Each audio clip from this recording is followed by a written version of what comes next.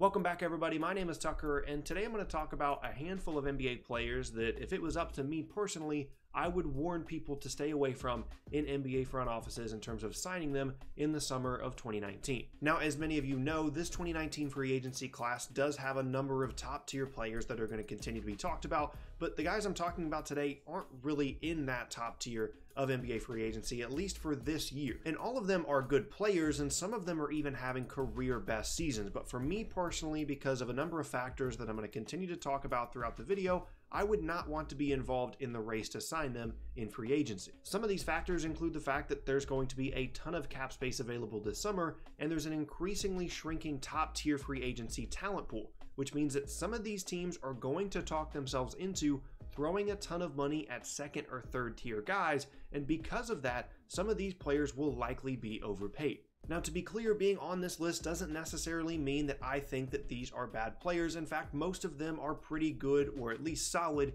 NBA players. I just don't really like the circumstance of this particular summer for these particular players for a number of reasons, which I'm going to continue to talk about throughout the video. So with all that said, let's go ahead and get started. Number 1, Eric Bledsoe, Milwaukee Bucks.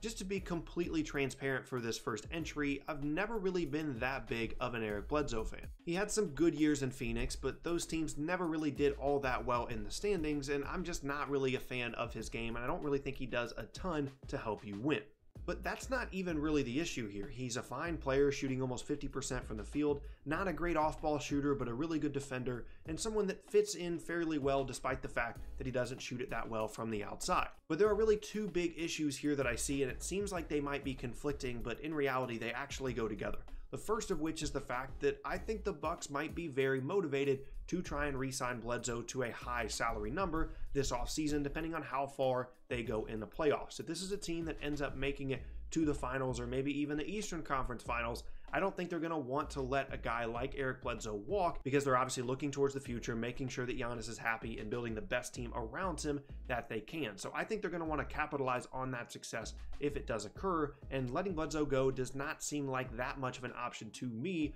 for a franchise like Milwaukee that doesn't have a ton of assets moving forward to try and continue to build on this talent pool. And what that means is, because teams know that the Bucks will be very motivated to try and re-sign Bledsoe, that will further increase the price if there are some teams on the open market that are going to be looking for a point guard. The two teams that continue to come up in the point guard needy category are obviously the Magic and the Suns, and with the Suns' history, it's very unlikely that Bledsoe would consider signing with them, but I think the Magic are a possible target. But the second problem I have here, and this is something that I'm going to repeat for a few other players on this list, the point guard position in the NBA is probably the most saturated across the entire league, and why would you really want to pay Eric Bledsoe $15 to $20 million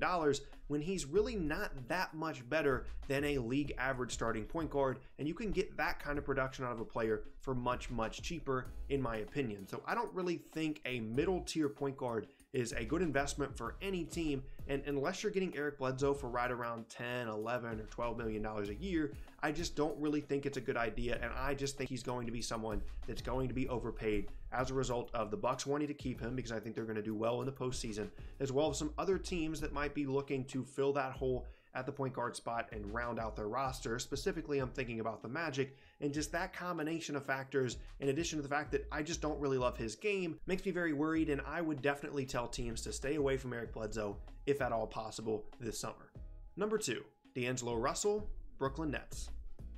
Now, this is one that I'm sure a lot of you are surprised to see on this list. If you know me at all, you know that I am a Brooklyn Nets fan, and the Nets have been playing outstanding lately, as has D'Angelo Russell. But there are a few things that I continue to come back to that I've talked about before that make me very, very nervous about the Nets specifically, or really any team investing heavily in D'Angelo Russell moving forward. The first of which is he's a huge negative on defense. There are some extremely bad lapses, lack of effort. He's got good size at the guard position. He's never going to be an outstanding athlete, but if he put in even league average level effort, he could at least be serviceable on the defensive end. But there are too many games that he just completely gives up on plays. It feels like he already thinks he's so good offensively that he can just slip on defense all the time and be able to make up for it, and that's just not the case. And I think that he thinks he's a better offensive player than he actually is, and uses that as an excuse to put in low effort on the defensive end. And in addition to that, similarly to what I just talked about with Eric Bledsoe,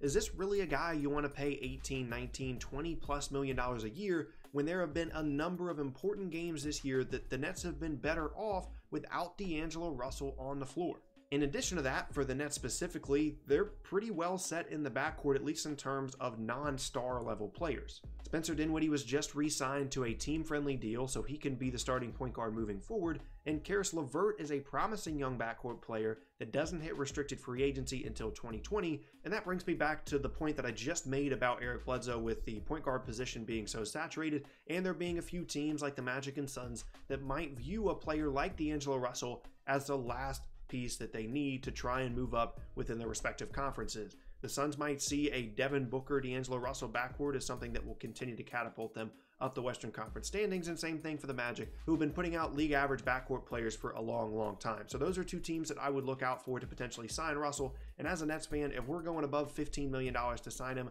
I'm not interested. Number 3, Willie Cauley-Stein, Sacramento Kings.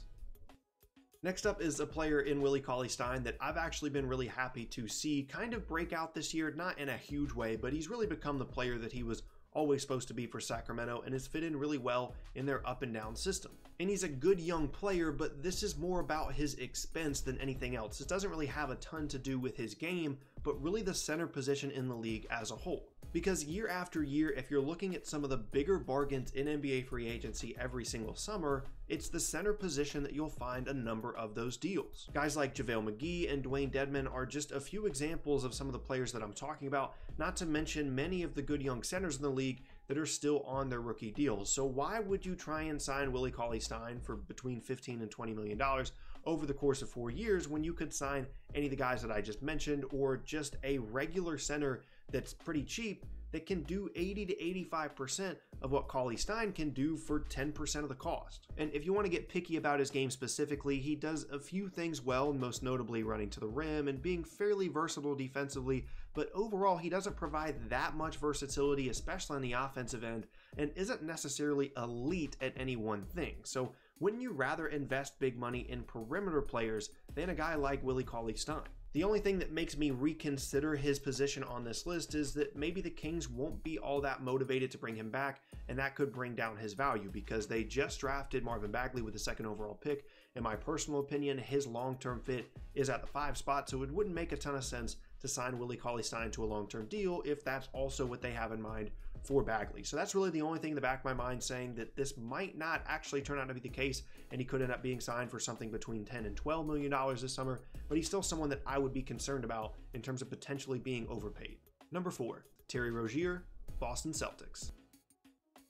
Last up now is another point guard, and for Terry Rozier specifically, probably more so than any other player that I've talked about, the argument against signing him in free agency is probably going to come more from his game than, like I said, any of the other players that I've already talked about, because I'm not entirely convinced that Terry Rozier is all that good. He did play much better in the postseason last year than anybody really expected in an increased role, but his shooting percentages for his career and this year do not look great at all, and I'm just not really convinced that he's the starting level point guard that a lot of people seem to think that he is. And again, I don't want to keep repeating myself, but all of the point guard points that I made earlier in the video still apply to Terry Rozier, and if I'm a team like the Suns or the Magic, I'm not really interested in paying him because I think it's going to be very similar to an Eric Bledsoe type situation, except I think Terry Rozier is probably a little bit worse than Eric Bledsoe despite their head-to-head matchup in the postseason last year. And at the end of the day, this is probably just a situation where a guy got hot in the playoffs last year, and he probably really shouldn't be playing all that much for the Celtics right now, and it's almost kind of like they're forced to play him to keep him happy because he did end up playing